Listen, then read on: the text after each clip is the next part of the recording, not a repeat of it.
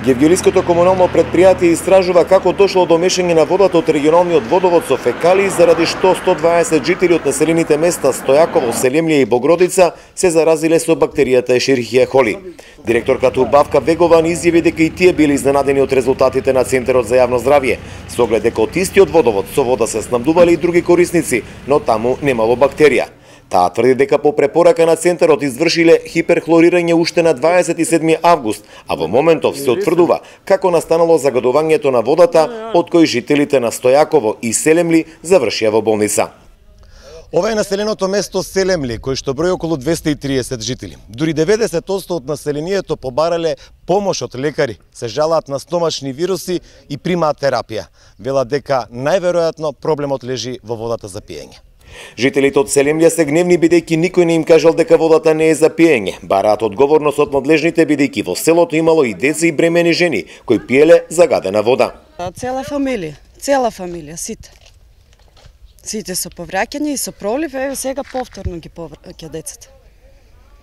Помалечкото повторно е со пролив. И што ви кажаа лекарите? Ништо, терапија им дадоа тогаш инекции и после за пролив и за повраќање, само друго ништо. И има вода, ама не сме никој да пие, сите примат лекарства. А ви информираа ли дека нешто се случува? Ништо на Фейсбук, градоначалник ли, комуналија нешто. Напишале, ама кој има Фейсбук? Сите не користат Фейсбук? Опасно. Никој не гледа за здравието на човек, туку и стари луѓе и млади деца, малечки деца, сите се заболени од. Состојбата во Стојаково и Селемлија, најпогодените села од хидричната епидемија, не е променета. И денеска работеа матичните лекари за да им се дадат инфузии на заболените. Сега нека преземат власта август месец белешките за струја да не се платат. Па за тоа што војката за вирусот ли сте дојде? Војката здрова. Нема фамилија, сите се фатени.